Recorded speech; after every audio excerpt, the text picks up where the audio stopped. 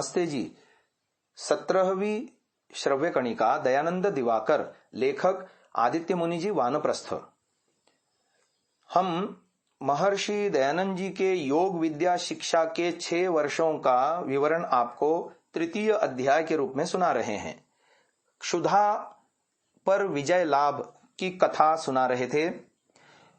गत श्रव्य कणिका में दिए हुए उपदेश को लेने के बाद स्वामी दयानंद जी ने अच्छी तरह से इस पर विचार किया और कोई 1 महीने के बाद इसको क्रियात्मक रूप से ग्रहण करने के लिए ही इच्छा की थी। तब गुरुजी ने उनको रोक दिया था। 3 महीनों के बाद शीत ऋतु आने पर गुरुजी ने इसके लिए नियम बनवा दिए। जून 1849 के मध्य में दयानंद व्यासाश्रम आए। जुलाई के मध्य में उन्होंने 1 माह बाद गुरुजी के उपदेश को क्रियात्मक रूप से ग्रहण करने की इच्छा प्रकट की और अगले 3 महीनों के पश्चात हेमंत ऋतु आने पर 16 अक्टूबर 1849 के पश्चात गुरुजी द्वारा इसके लिए नियम बनवा दिए गए। इस प्रकार कार्तिक संवत 1906 गुजराती का शुक्ल पक्ष आ गया। और नियम इस प्रकार के हैं। पहला नियम, दिन के अंदर प्रचुर परिमाण में जल पीना। दूसरा, दिन में पूर्णाहार और रात में स्वल्पाहार करना। तीसरा, पीछे महीने में 2 दिन उपवास रखना। चौथा, पीछे सप्ताह में 1 दिन उपवास रखना। पांचवा, पीछे केवल फलाहार या दुग्धपान करना। छठा, पीछे क्रमानुसार सप्ताह में 1 दिन, 2 दिन, 3 दिन केवल जल पीकर रहना। सातवां, पीछे सप्ताह भर ही केवल जल पीकर और वायु सेवन कर प्रबल ध्यान और प्राणायाम के साथ आसन में बैठे रहना। और 8वां, अति छोटे आंगन के अंदर भ्रमण करने के नियम बना दिए गए थे। स्वामी दयानंद इन नियमों पर बहुत दिनों तक प्रतिष्ठित रहे। बाद में भी यह क्रिया उनके आयत्व में रही थी। धारणा, ध्यान और समाधि का इन्हीं नियमों के द्वारा उन्हें अभ्यास हो गया था। क्षुधा उनको क्लेश नहीं देती थी।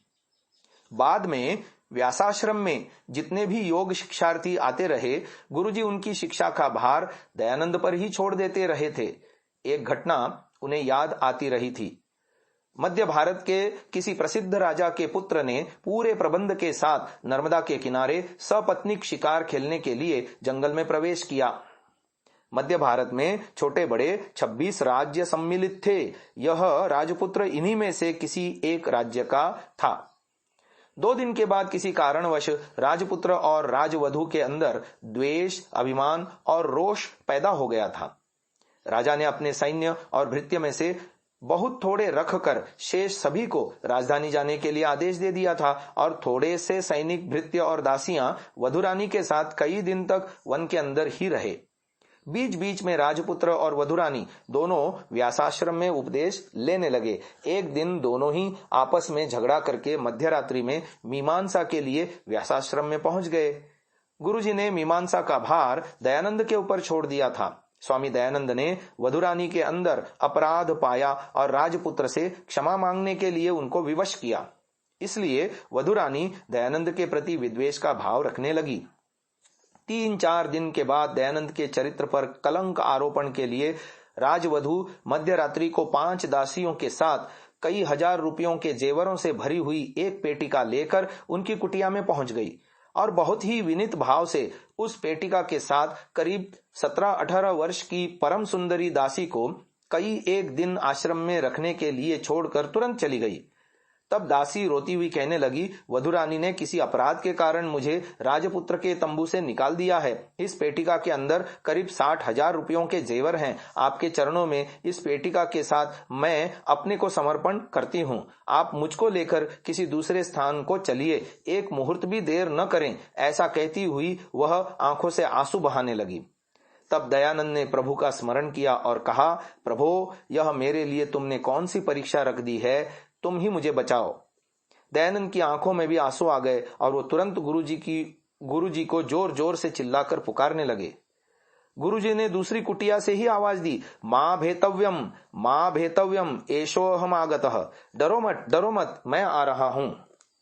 गुरुजी आ गए। जेवर की पेटिका वहीं पड़ी हुई थी, लेकिन दासी वहां नहीं थी।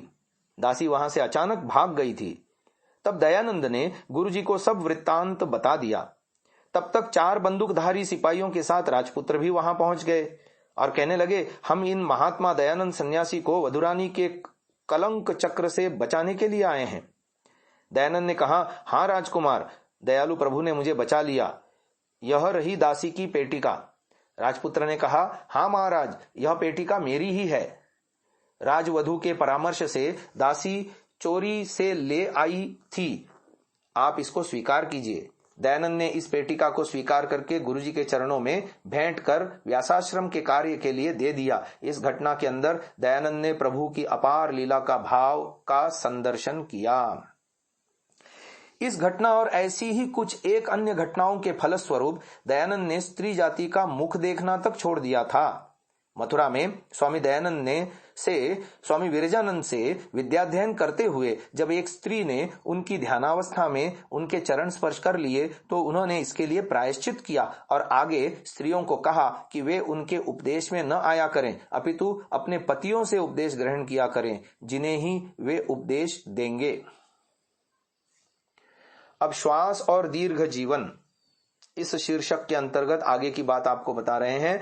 गुरुजी ने अनाहार के बारे में कहा, नाश्नन्ति दुर्धराः शीते फणिनः पवनाशनाः कुर्माश्चैवांग गोप्तारो दृष्टांता योगिनो मताः। अर्थात योगी लोग मानते हैं शीतकाल में मेंढक खाते नहीं, सांप वायु का भक्षण करते हैं और कछुए अपने अंगों को छिपा के रखते हैं।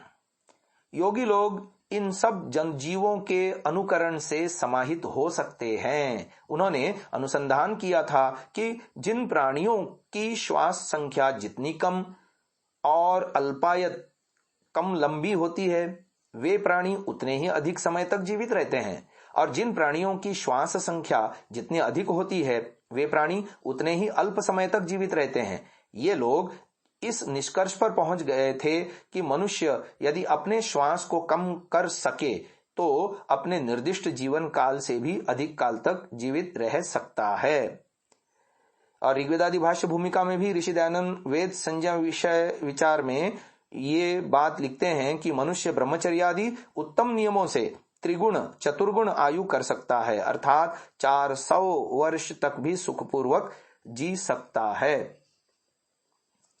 अब बात आती है आसन शिक्षा की। गुरुजी ने कहा, चित्त स्थिर करने के लिए योग के भिन्न भिन्न अंगों की साधना करना आवश्यक है। शरीर को स्थिर करने में आसन का प्रयोजन होता है। स्थिरम सुखमासनम योग दर्शन 246, जिसमें सुखपूर्वक शरीर और आत्मा स्थिर हो उसको आसन कहते हैं, अथवा जैसी रुचि हो वैसा आसन करे। ये उपासना प्रकरण ऋग्वेदादि भाष्य भूमिका में लेख ऋषिवर का हमें मिलता है।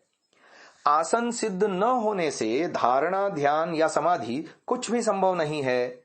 शरीर स्थिर होने से चित्त स्थिर होता है। चित्त से शरीर का घनिष्ठ संबंध है।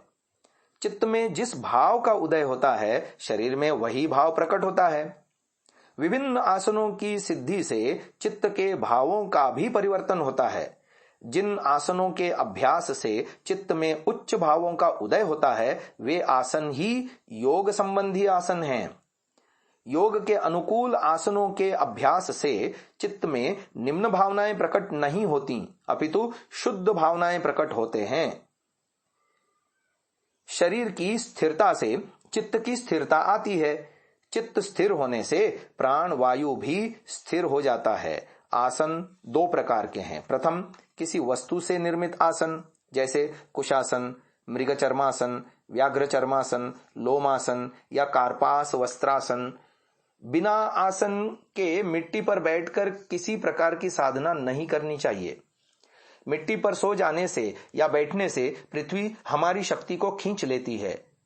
किसी वस्तु से निर्मित आसन पर बैठने से पार्थिव आकर्षण से हमको कोई हानि नहीं पहुंचती। दूसरी बात, देह को किसी कौशल से विन्यस्त रखना। दैहिक आसन बहुत प्रकार के हैं। जिस आसन में अभ्यस्त होने से शरीर निश्चल और सुखकर मालूम होता है, वही आसन उसके लिए हितकर होता है। अधिकांश साधकों के लिए मुक्त पद्मासन ही बहुत अच्छा है। स्वामी दयानंद सरस्वती मुक्त पद्मासन ही लगाया करते थे। आज की इस चर्चा को हम यहीं विराम देने जा रहे हैं। आगे की चर्चा हम कल करेंगे। इस वीडियो को पूरा देखने के लिए आप सभी महानुभावों का हार्दिक धन्यवाद करते हुए विनम्र निवेदन है, आज ही गूगल प्ले स्टोर से एंड्रॉयड के लिए सांतसा नामक ऐप को आप डाउनलोड करें। इस ऐप में आपको महर्षि दयानंद, आर्य समाज, देशभक्ति, चरित्र निर्माण, संस्कृत आदि से संबंधित सैकड़ों घंटों का ऑडियो श्रवण करने को मिलेगा। इसके अलावा विभिन्न विषयों पर आलेख, सुविचार, प्रदर्शनी एवं बहुत सारे PDF पुस्तकें भी इस ऐप के माध्यम से आप सुन सकते हैं, देख सकते हैं, लाभ उठा सकते हैं, अन्यों के साथ साझा भी कर सकते हैं। धन्यवाद।